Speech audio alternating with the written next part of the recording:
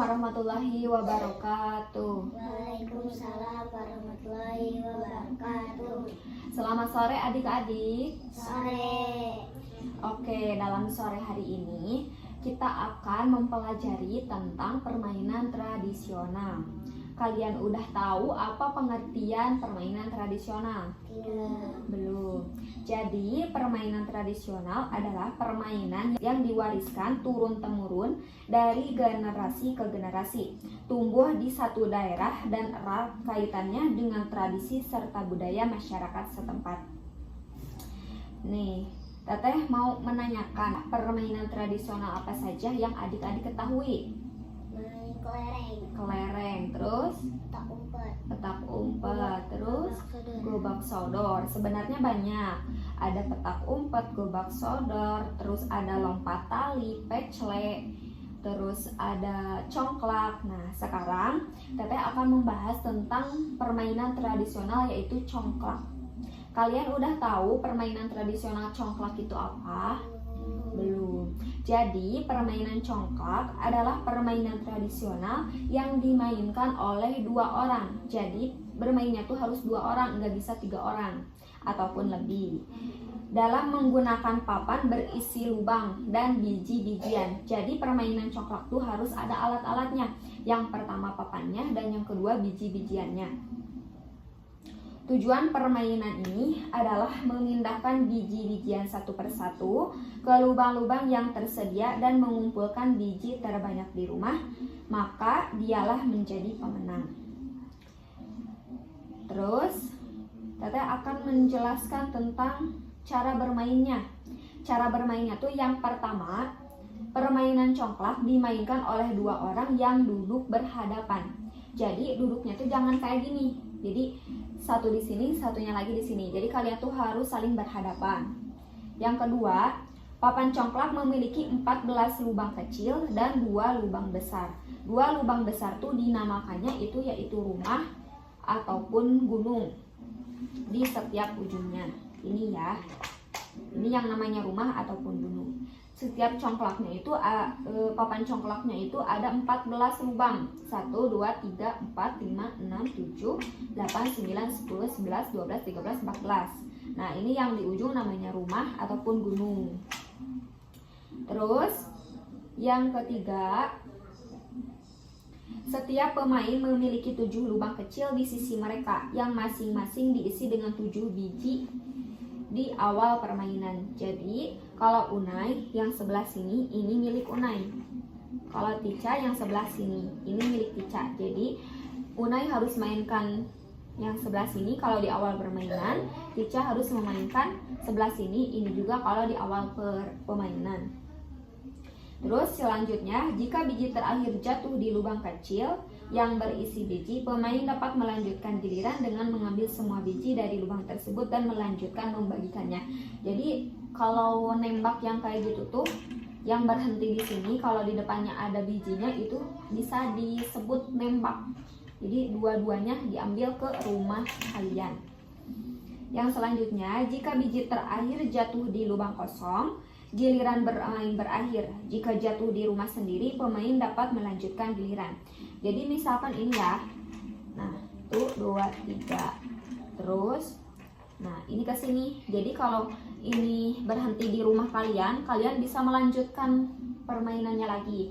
Kalau berhentinya di sini, terus di sininya nggak ada bijiannya, itu berarti kalah.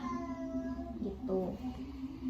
Terus yang selanjutnya, jika semua biji sudah dipindahkan ke lubang besar kedua pemain dan tidak ada lagi biji yang bisa dimainkan, permainan berakhir. Kayak yang tadi, yang Tica itu udah habis, jadi permainan berakhir.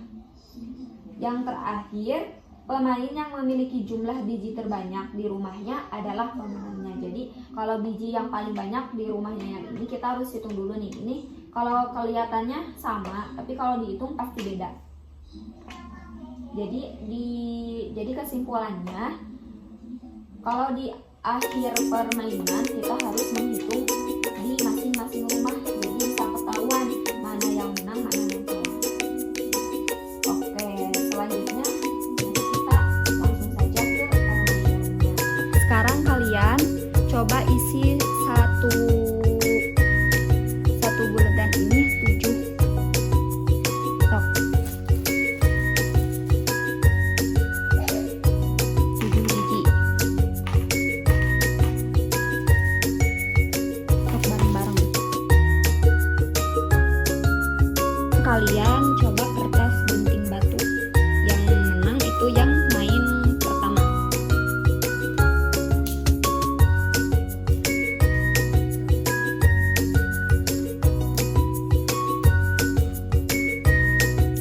Unai, sok main.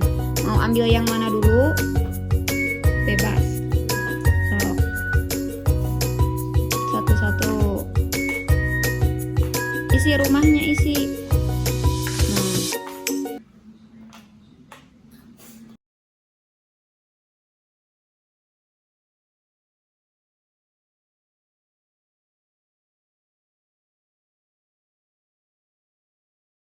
Nah, jadi dari permainan congklak ini ada manfaatnya. Yang pertama, manfaatnya itu melatih kemampuan berhitung dan pengenalan matematika dasar. Matematika dasar itu ada pengurangan, penjumlahan, dan juga ada konsep bilangan. Yang kedua, mengasah kemampuan berpikir strategis dan logis untuk mengalahkan lawan. Yang ketiganya, melatih koordinasi mata dan tangan serta keterampilan motorik halus saat memegang dan menjatuhkan biji. Yang keempatnya, menanamkan nilai karakter seperti kejujuran, disiplin, dan tanggung jawab. Jadi, di dalam permainan congklak itu, di dalam ininya, di dalam lubang-lubangnya tuh ada filosofinya. Yang pertama, filosofinya itu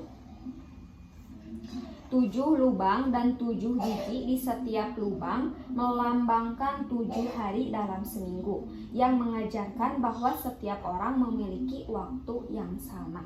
Jadi setiap orang tuh memiliki waktu yang sama. Ini yang melambangkan 7 biji dan 7 lubang.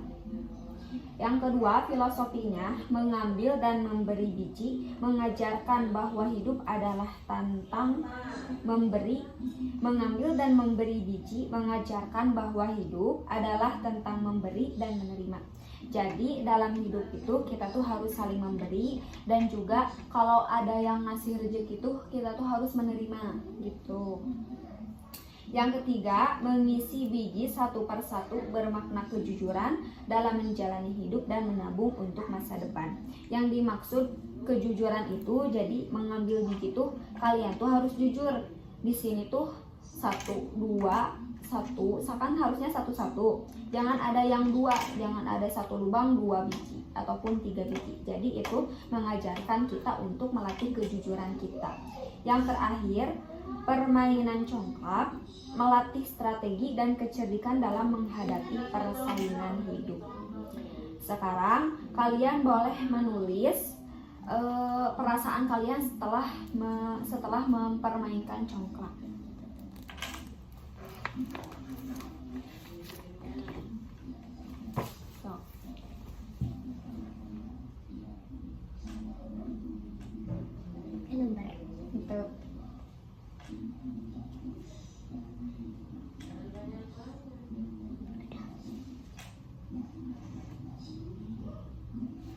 Untuk